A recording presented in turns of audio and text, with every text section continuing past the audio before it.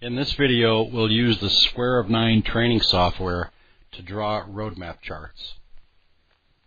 Let's do a quick overview of the screen. You have the main menu up here.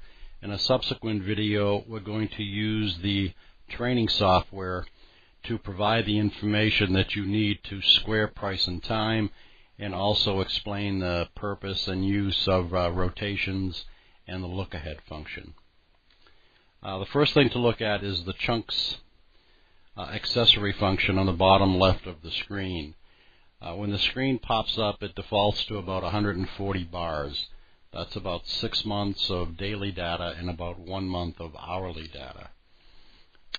You can see that the first date on the screen is May 16th. If you click the chunks button, you can see that the chart ends at May 14th, right before, so you get the immediately preceding 140 or so bars so that you can practice and experiment to refine your roadmap chart settings using the same data file. The left and right arrows on the bottom right of the screen enable you to put more data on the screen. I always like to start, if possible, with an ending or beginning swing in the far left corner. It gives you a little more real estate to work with.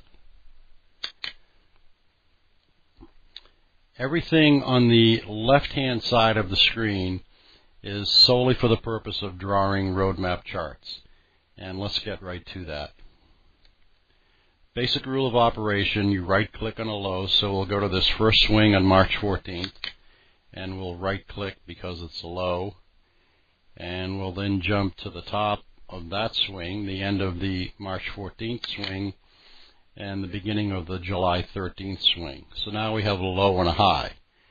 If we go over to the left side of the screen, we see there are settings for a bull grid and a bear grid.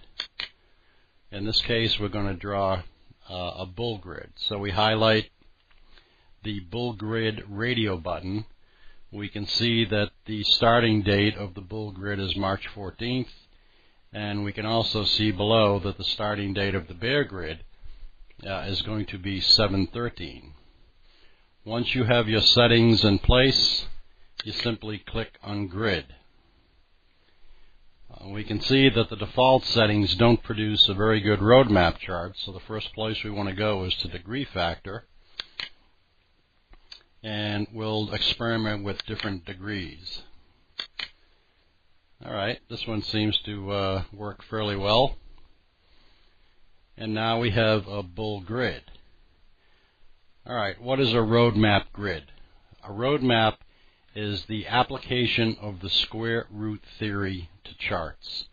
We cover the square root theory fairly extensively in the ebook and also on the website, so I won't go into detail on the mathematics involved, but basically, if you don't know what it is, we started with the low price, which is $1363.98. We took the square root. We added the degree factor, in this case 0.6875, to the square root and squared the result. And that provided the first setting, 14, 15, 23. If you did that 2 times, you'd get 1467.43, 3 times 15, 2057, and so on. And all of those major grid lines are in green because it's a bullish grid. You ask, what are the gray intermediate grid lines? And when you start the roadmap software, you see a choice for half lines on or off, and you can determine whether or not you want to place the what we call the half lines, which are grayed out on the chart.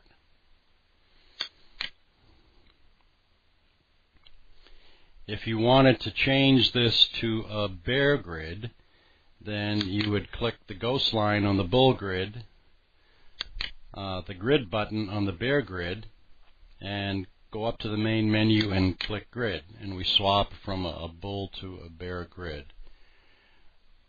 The ghost line is this broken gray line running up from the March 14th bottom. And a ghost line, when you have a bear grid on the chart, is the bottom of the bullish channel, and when you have a bullish grid drawn, it'll be the top channel of the last bearish grid. It just gives you some perspective on the chart.